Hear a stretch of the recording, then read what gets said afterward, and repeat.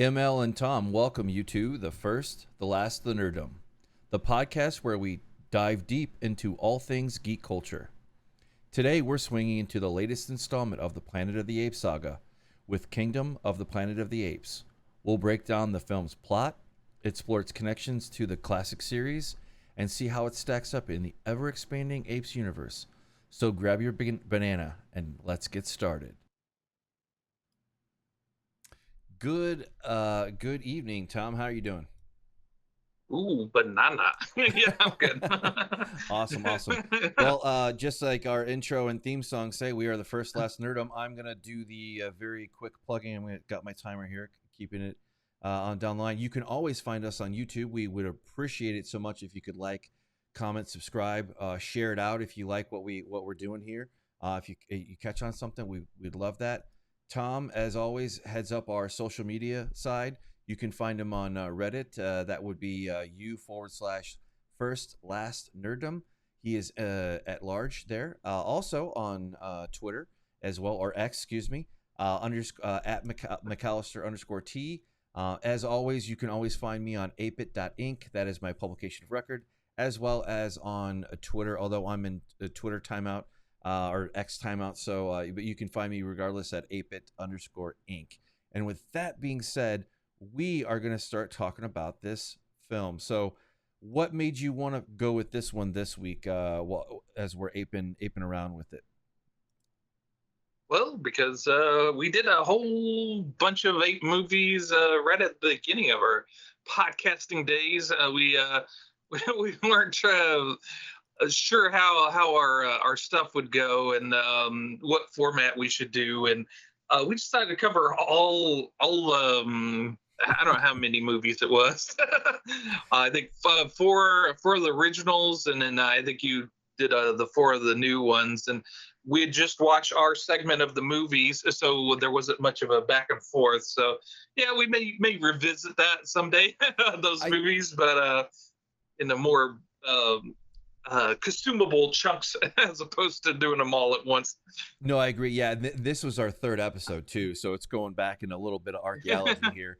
We're gonna hit year 3 in November, I believe, and we're at the tune of how many good grief, how many videos do we have? We're about 217. Yeah, I couldn't, for whatever reason, I couldn't keep it in the memory bank, but that would be, I think we did a kind of a car crash of two of them, one old one new one, I think.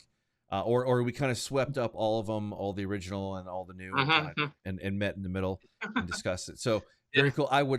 We will absolutely revisit and redo it, because you can see how much we've grown since those days. Also, put out there, these are going to be in the show notes too. So if you want to go back and check out last week's that we did of the First Omen, not doing as well as I want it to be, but that's okay. But with that being said, we're going to jump here into Kingdom of the Planet of the Apes. Yeah, we do have that history, and so I guess we can set the table here. This is going to be, I guess, the start of a newer trilogy, loosely speaking, based on the original, the modern version, and I have that pulled up here, where we can. Those are the original ones. I don't have the other one there. I should pull that one out there anyway. But while I do that, why don't you tell us? Why don't you set us up a little bit for the? Oh, there we go. That's the. This is what I was looking for. So this is the latest film this year, and I believe it really was released in the spring or so. But you also had the modern rise of it, from Planet of the Apes to Rise, Dawn, and War, and now we have Kingdom. So those are kind of starting resetting the sequence of it, and as I get into the. Well, I'm going to pause there, and why don't you fill us in on? I know you said it before, but like, didn't you grow up watching the originals yourself and have a love of it from that angle? Yeah, I was a big Apes fan. I think, what kid didn't want a monkey for a friend early in their life? I think Dane Cook did a little skit on that, or a comedy routine on that. But yeah, so I'm a big fan of the originals, and actually, when I was kind of revisiting it in my mind, I think there was a Planet of the Apes TV series, and I think I watched that pretty pretty much as well. I know I've seen the first movie, and then I don't think I saw all of the other movies like Escape and Conquest. I think am you so got sorry. your That I don't know how the hell that's sorry. Our humanity to save. Macy. Sorry about that. I apologize. Yeah, you got. Yeah, I guess it just started playing. Anyway, I apologize for the technical disruption there. I got upstaged by an ape. Damn you, ape! Damn you! Inadvertent, Damn dirty ape. inadvertent clicky with the internet. You never know what Bing's going to do for you over here. But yeah, go ahead. Continue. Sorry about that. Yeah, so I don't think I had seen Escape Conquest that in Beneath the Planet. I know I did see Beneath. That one was kind of disturbing seeing that as a younger adult, or young kid, because it's kind of a nihilistic kind of bent to the whole thing about, kind of death cults and stuff, and that as Right. And then Escape and Conquest was Escape was kind of somewhat lighthearted, but then it turns Right. dark, and then Conquest is pretty dark as well.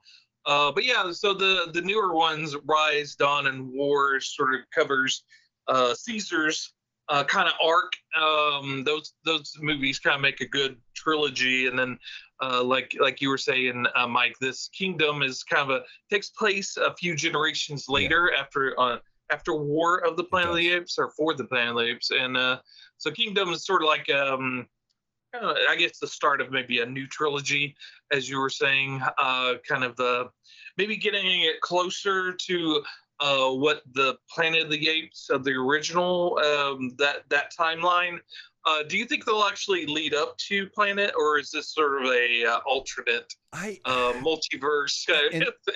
And I have always had a fascination with this too. It was one just like a lot of science fiction and just great films growing up as a kid. With my dad introduced this to me, so this is always fun to kind of catch growing up. And then of course you grow up and then the newer ones came out. But going into that, I really liked the originals. I didn't see all of them. I saw the big ones. But sorry, what was the original questions? I apologize. I was yammering there. I was so excited to share about me and my dad watching stuff. Oh, no worries. No, I was wondering if this will kind of finally lead up to Planet of the Apes, or is this sort of like a alternate timeline? Is this going to be sort of different? Because I start seeing the like with this one, them starting to wear at least ornaments, not clothes per se, but sure. There's a group of apes called that wear the mask and whatnot. So and I think their leader was actually starting to wear clothes and whatnot. So it's I'm wondering if it's going to lead into Planet of the Apes, or if this is, or if they have different plans. Yeah, I'm going to throw that further in the show because I have my own thoughts, because I love this. It's science fiction. It's retro future kind of relativism, whatever you want to call it. I'm going to throw that further in the show because that's going to. I love that question. I will answer that toward when we get to spoiler territory, the last third of the show or so. But yeah, I do. I think it will. In a nutshell, though, I do want to kind of cover the original history here, because we are all about the original creators, authors, writers, artists. We love to. We talked to a few on our own, and I'll put those in the show notes down below. We've had a few. A couple interviews, special guests that we've had, authors, Scott, I'm thinking, and forget the other gentleman. Scott Dyson.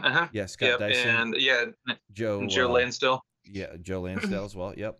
So those will be down there. But Pierre Bull, is how I'm going to say his name. So shame on me if I get that wrong. But he originally wrote the novel Planet of the Apes. And it was Monkey Planet or Planet of the Monkeys, kind of it's general titles of the same thing, essentially. But wrote it in '63. Also wrote the novel The Bridge on the River Kwai.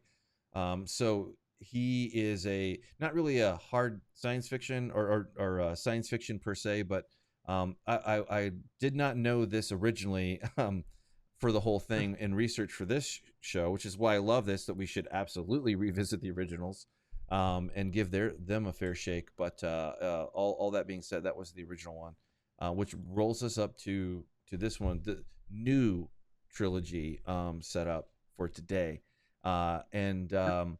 Yeah, so how I was hoping to see. Oh, that's right. I had the movie. Good grief! I am all over the map here. I was trying to find the runtime, and I'll be all slick and try to get myself over the line there. But yeah, that's right. It was 2 hours and 30 minutes. 2 hours 25 minutes. So I guess overall, what's your is it positive, negative, neutral? Where do you fall on this as we kind of transition here into the meat of the story of the movie? I enjoyed it. It was a good movie. I actually loved how it began. It made me think.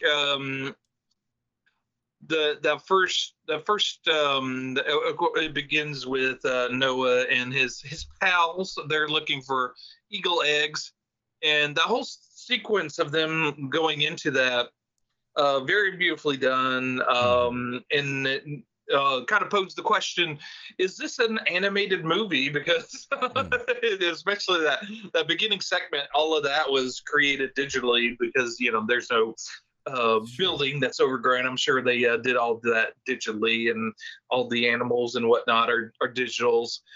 So yeah, but it brings you into this wonderful world, and I was very taken with that. And the action was good. The interactions between Noah and his pals really brings you in and gets you over the hump of, okay, these are digital creatures. You become you start being concerned with what they're doing, and it's well acted. In the action, it almost takes you on immediately. And then, but yeah, I really enjoyed Noah and his tribe, and that whole first section of the movie was very well done. The pacing was very good. I think things kind of fall apart in the second half of the movie. Still okay, but that setup and beginning of the movie was very well done. If they had carried it through the whole movie, it would be a high recommend. But as it is, it's a good path. It's a good. Solid. It's okay. It's solid. Yeah. I was entertained for 2.5 hours. Yeah, I agree. I think I think I come in a little bit more just a few footsteps and toward recommending it. But yeah, I did have a little bit. I did think it was a little bit too long. That's the negative gripe I'll say right off the bat. But aside from that, I was really impressed by the this is what good CGI looks like. Not only good CGI, but good, all of it good cinematics, good acting, good solid thing. Now some rose a little bit higher than others. I thought, but for the most part, I thought it was great world building, which is what I always look for. It invites you in, and it invites you to ask more questions that you want, and that's a sign. That's a good sign that you're being pulled into the story as it goes. And I agree. I don't know that I think it's better than a 6. Somewhere maybe a 7, maybe if you're being really generous, a 7.9. But if we're doing that, we don't really do that. But I really liked how, even though they're apes, and this is the thing that where a film can fall down real quick, real fast, especially when you have so many non-human, actors playing their parts. It can kind of be a little bit of a miss if it's done very poorly or comedically or anything less than serious, and you don't get any of that. It doesn't look campy like the original, our beloved Planet of the Apes, the originals in the 60s and 70s. But it definitely, when it's quality like that, it takes itself seriously, and that's a good sign. So Yeah. for a lot of and I'll hand the mic back to you, but for a lot of franchises that are out there, boy, there's been, we can probably talk about more that have failed trying to revive them and bring them back and, you know, push something forward to open up a new kind of thing. But this was a rare one, like where they do everything right. They do more right than wrong. Let's put it that way. But I'll leave it there and see where you want to go. It's a good mix of sci-fi and fantasy. It's I enjoyed the quest aspect of it. You know, any good fantasy, you have a quest. It has shades of Conan the Barbarian with his family being attacked and put into slavery. Yeah, I didn't think about that. I did not. But you're right. It does. It has. I'm trying to find my notes here, where I said it was going to be, or it had good. Well, there's one thing. It doesn't require homework. You can be clueless about the other, 3-4 movies. Yeah, this could be the first Ape movie you see, and it tells a good story. Yeah, it can stand alone, which is a very good sign and very hard to do, especially when you're in a franchise. To like where you don't have to watch every single movie, because a lot of people are rejecting that from the Marvel and the other, big franchises out there that require you to kind of know every little intricate detail, which people aren't going to do. But it tended to be more thematic and dramatic than you may expect. As the viewer coming in, I did not expect to get that married to the story and really drawn in as much as I did. And it also shows the education of the audience. Back in the day, of course, with the Planet of the Apes, your main star and main protagonist had to be human, so that it pulls in the audience. So you have to have someone that's a famous actor to kind of draw people in. Whereas this, the thing that draws people in is obviously the apes. If you're going to see Kingdom of the Planet of the Apes, it's the apes you want to see, and it just kind of shows you how the audience has changed, and they're willing to accept these CGI apes as the leading characters. And of course, there is one female human lead. There's only two actual humans that are major forces in the movie, and one of them's more of a minor character.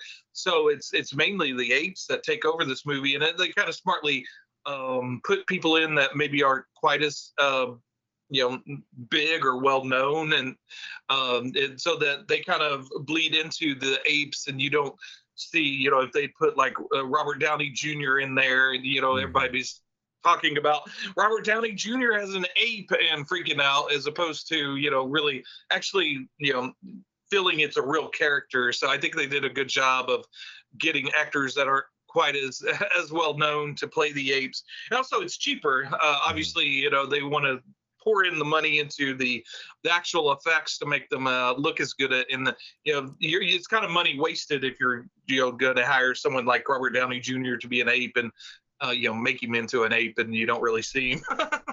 Yeah, no, they did very well.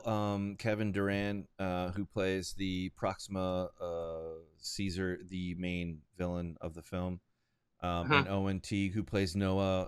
This is the newer, I guess this would, Owen Teague plays like what would have been Caesar, kind of like this young part of, and his ape tribe is Eagle Clan, which is basically they're very primitive, primitive type tribal, if you think in your mind's eye, where they take care of the eagles, and they that's their special trait or whatever for the adventure. But of course, Proxima Caesar comes through and starts basically dissolving all their tribes and clans, and then absorbing them unto his kingdom, which is where the kingdom He comes wants from. He wants a ape Rome. He wants to recreate Rome as an ape. Yeah. Absolutely, yeah. No, and that's the beautiful part about it, that they telegraph that with the names. Obviously, that was already part of the deal anyway. But you have this, you have three distinct styles of life going on here. You know, al natural. You know, you have them just doing their thing, just being little woodland creatures and living in their part of the woods, so to speak. And then you have the bigger aspect of May, of Freya Allan, and her part of the human. And of course, there's this kind of this very truncated kind of things like where we start. Usually, Planet of the Apes has like kind of certain kind of rules, I guess, that are follow up, which is basically originally when this happened. This is in a very brief nutshell.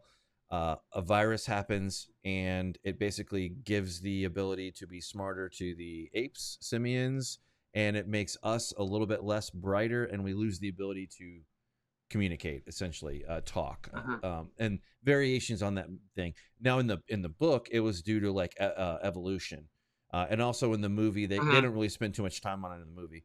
But same thing in the movie, but in the modern day adoption, it was a man-made virus that caused this, or something along those lines. But you have that set up. Makes apes smart and humans stupid.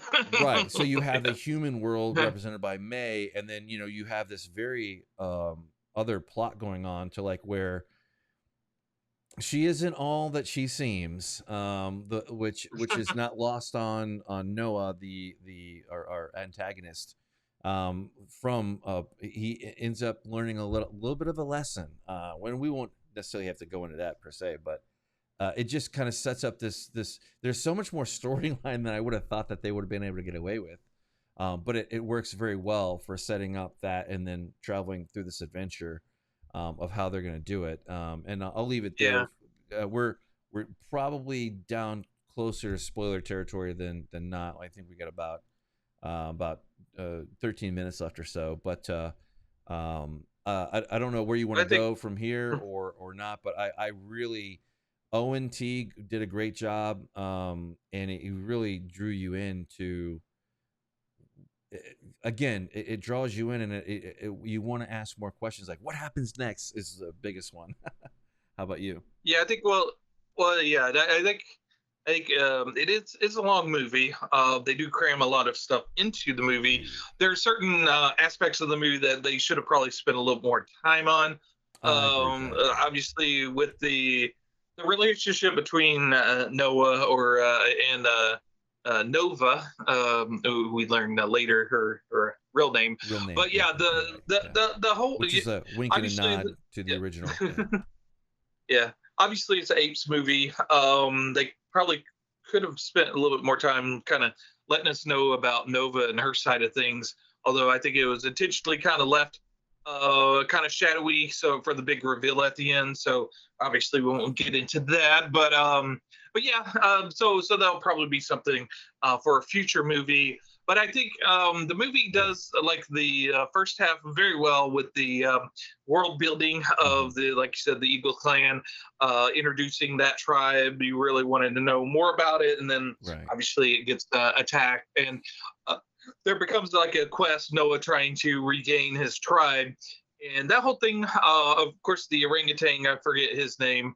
He was a very good character. Raka. Raka.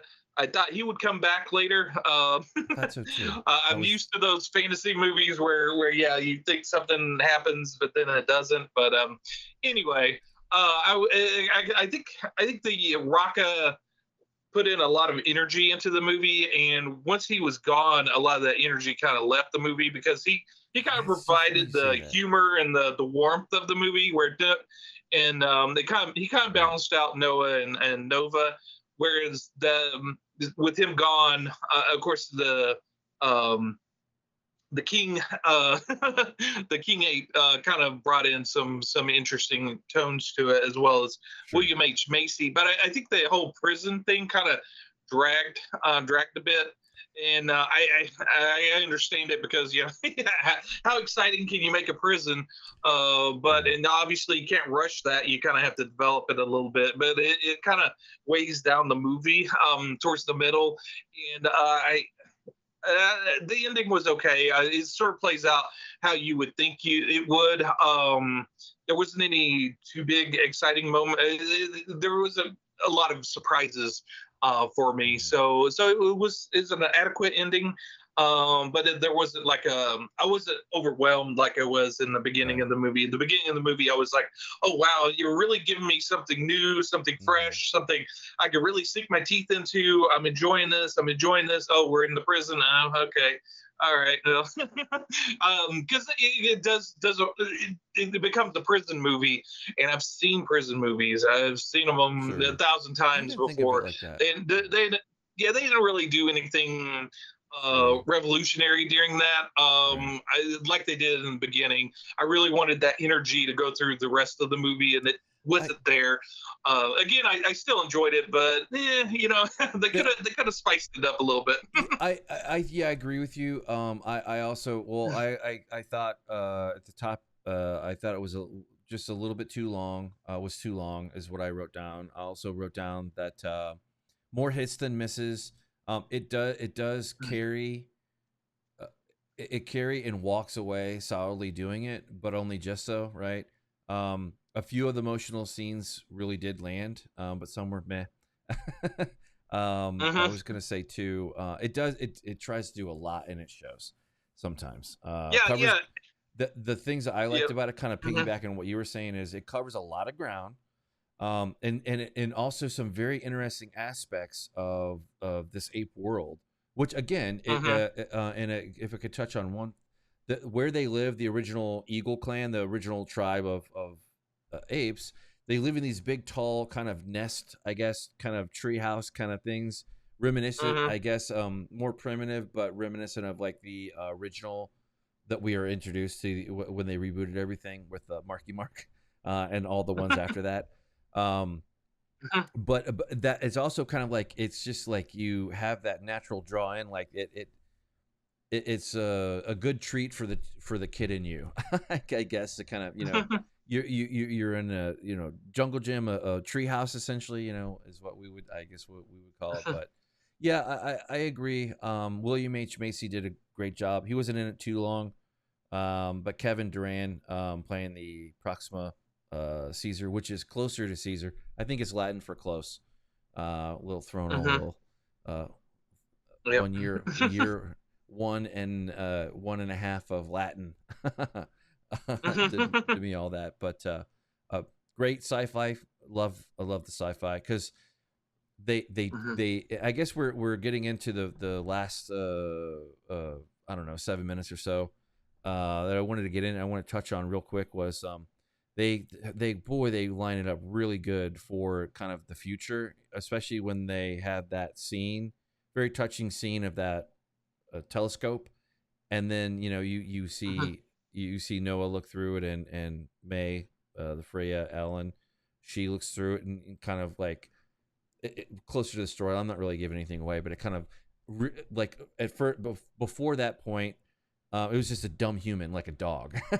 Like the apes were like looking at humans like they're a really smart dog, not much else. But Raka broke open that and forced Noah to kind of challenge that.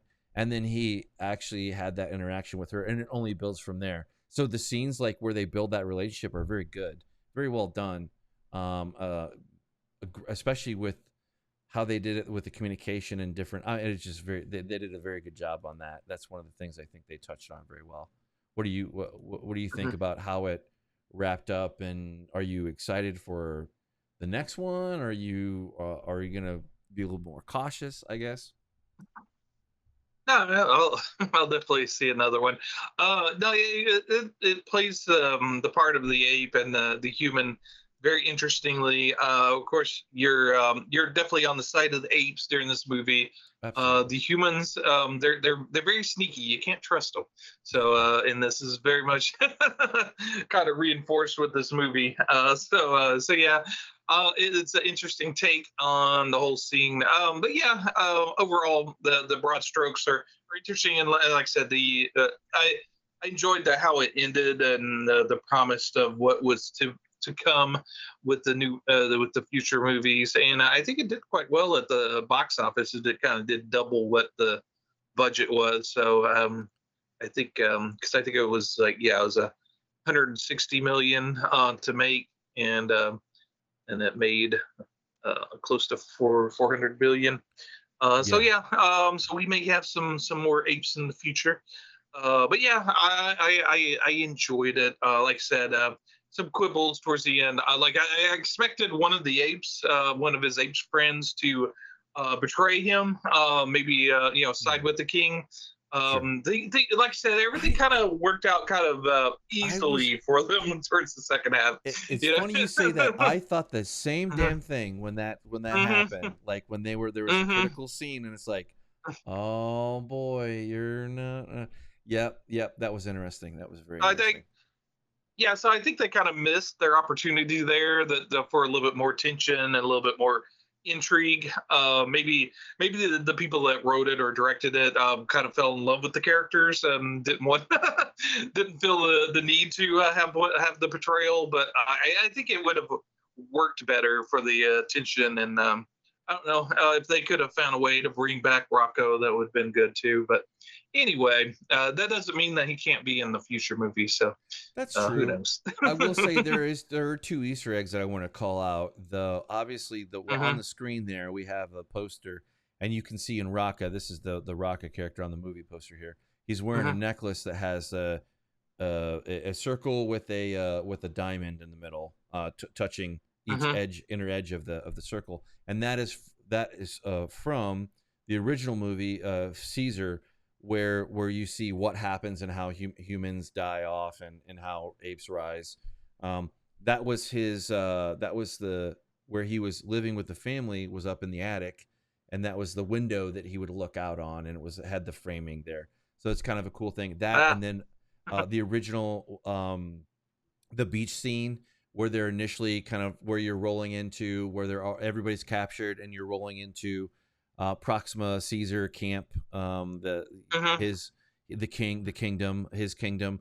You kind of see that's it's kind of a throwback to the original one, like where towards the end of the movie you had Charlton Heston, along that same kind of the very iconic scene with the Statue of Liberty and the runes. They also did that very well too, although they didn't They didn't do something obvious and dumb and on the nose, like just kind of recreate that. Thankfully, they did not do that. They thought better of that. Thankfully, they didn't have too many member berries. Remember this, remember that. No, they did. No, you're right. Yeah. Yeah. Well, you did make me think of one other complaint I had for the movie. Sure. Yeah, I would have appreciated more accoutrement on the apes to kind of distinguish them from each other. I mean, I understand how the natural, how they wanted to be more natural, and would apes really wear a lot of clothes? Right. Maybe not, but I think for us as an audience, it would have helped better if maybe there was some distinguishing marks. Maybe not clothes per se, but maybe they wore more like arm guards or something. Right. Just to during the action scenes, it was kind of hard to tell which apes were doing what. Whereas if it was just conversations, you could tell by the faces who they were. But yeah, I would have appreciated that. Sounds like you were agreeing with me. No, absolutely. Yeah, actually, that's what I naturally did when there was like a bigger scene, like when you kind of you roll out to these beautiful scenes of these wider shots. You're kind of like you lose track of okay, which one? Oh yeah, I got to remember that he's got the whatever cloth on his arm for the thing, guard or whatever. Right. Yeah, but they didn't really. You kind of like, okay, which one is the girl one and which one is the boy one? Like when they're in closer scene, it's not just Noah. It's also I don't recall their names, but the other supporting part of his clan, boy chimp and a girl chimp, And it's like, I think they could have done a little bit better for that. But I will say this though, I still stand by probably some of the best damn CGI I've seen in a long time, especially for the subject matter and how you're seeing that is the character. That's very hard to do. And I pose this again: is this an animated movie? Yeah, I think that you could make an argument that it is, or that it is, or it could be, I suppose. But they did a very good job. It is sci-fi. It has kind of a little bit of a. They're definitely doing something. I think I lost you. Am I? Oh, there you go. You're back. I'm still here. Yeah. Yeah. I'm gonna while we do that and wrap up. We're not gonna do any spoilers for this one because it's so new and it came out, and really, I think this. I would like to see more of this in the future. And God knows it made enough money to warrant it. I as long as you're doing a good job, I want to see more. And this is the kind of part like where we say, please try something new, something new, I should say. And do it well. I think earlier in the year we saw Furiosa, right, which is another extension of the Mad Max universe that is working. I think we were both very good. I think that was a little bit better film than this one. I think we both agree on that. That doesn't mean that it's bad at all. But I think this one almost got there, I would say, but not quite. Yeah, I agree. Yeah, I think on the internet, if you don't gush over a movie, you hate it. So, for those of you out there that think we hate it, no, we enjoyed this movie. No. I liked it. Yeah, I'm always up for an ape movie. In fact, I been recently watching the haven't finished it yet, but the Chimp Crazy, which was done by the guy who does it's a documentary about crazy ladies in the Midwest that buy and sell chimps. And it's but it did point out an interesting fact that reflects in this movie is that the Hollywood no longer uses a lot of animals for filming, especially not chimps. So the only apes you're going to see are the ones in this movie it's going to be CGI, and it kind of takes away the charm of having a chimp in a movie, because like a little bit. I think the charm of like older movies with that have a chimp in it. It's the fact that it is a chimp and that it's doing some crazy things. Whereas if it's CGI, that element of a real animal doing something is kind of removed. So you do have to do something kind of fantastical with them. So you're not going to get like your wacky comedy with a chimp in it. You're gonna get something like this that kind of elevates it and makes it a little bit more fantastical. Because again, you won't have that same effect of having a real life animal. Yeah, it's funny you say that, because I do know some people that were impacted because of ape that got loose over in Jeffco one day. Yeah, it's we can joke about it offline, but it's a mutual person that we work with. His family was impacted by that. It's very, very bizarre. Joe Exotic, kind of not quite that bad, but it takes a whole other personality to bring and to care for an animal. And sometimes well, in fact humans sorry, go ahead. No, I was just gonna say that the guy who did the Joe Exotic movie did the Chimp Crazy on Max. So yeah, if you're interested in looking for a good documentary, check it out. It's only 4 episodes. I'm about halfway through, but yeah. Right on. Yeah, I'm gonna put us back in the thing, and then I guess we'll wrap up our thoughts here, and then we'll say goodbye. I think this one it is very interesting where it leaves it off at, because you obviously have the world, you have a few different worlds going on and where things are going to land. That is a very interesting concept. I think they play up a little bit more harder edge the few generations later beyond Caesar's, like where we're at. So it could be 100 years, 200 something, Everything looks beat to shit in the world for sure for all the man-made stuff, and it looks very good too. But this is I'm really happy to watch this one this week, because I think we both kind of wanted to watch this. It just didn't quite hit the threshold for us to, because we talked about it before. We just didn't quite have enough pull to pull us into the theater, like some other ones that we picked and chose, like we did this past year. To kind of focus on, So I had some family visiting, and we're talking about how none of us really want. I've been to the theater more than the rest of them, so I guess it's kind of hitting hard on the theaters right now. There's not a lot of movies that are drawing people in. There seem to be those big tentpole movies like the Deadpools and the Inside Outs and all of that. Well, there's certainly every other year is, you get a random snapshot of what's out there. I'd say this is a better year. There's still like a few that we've talked about on the gutter. We may or may not pull in and cover a little bit later on when they become available. They're still out there. I think like one or two are still playing, but it would be very, very cool to. It's just been a good year for movies, I would say. With Civil War is one that we kind of talked about. Well, I've already. I can't wait to see that, but that's gonna be a special one. It's gonna be a special one. But having said that, I think we're coming up to the very end here. I'm just gonna do the bona fides here, where we're kind of doing a little bit more tighter timeline this week. So tell us what you think. If you have any suggestions for feedback for us, we'd love to hear it.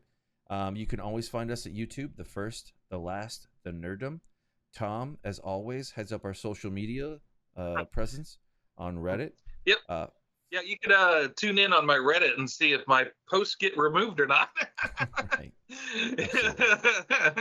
Yeah, you can see it right there. Yep. And then, Hulu Reddit doesn't like me, and there's a lot of different ones that don't like me. So Reddit, you're I'm making friends and enemies on Reddit. So keep up with me. Well, at least at least you're interesting enough to be an enemy, like and God knows that's currency on Reddit in the right circles. Yep. And I'm picking up a follower a day on my my X account on X, and I don't know if they're real or not. So if you're a real person out there, please follow me on Twitter and kind of combat the bots. Maybe I don't know who they are, but they they seem to be following thousands of people and only having a handful of followers. So I don't know. Well, absolutely. And as always, to pay a little homage, not really. ApeIt.Ink is where you'll find me for the heavier side of life, opinion, that kind of thing. Current events, YouTube, history picks, some media that is not nerd related. Also available on X, ApeIt_Ink. Same thing. But you can always find us at YouTube. So if you've made it this far, tell us what your favorite Planet of the Apes movie is or was. Wide open. Or ape movies in general. What's your favorite ape movie? Yep. Yeah, absolutely. Absolutely. But with that being said, I've been Mike. Yeah. And I'm Tom. And hang out on the First, the Last, the Nerdom. See us monkey around there. The First, the Last, the Nerdom.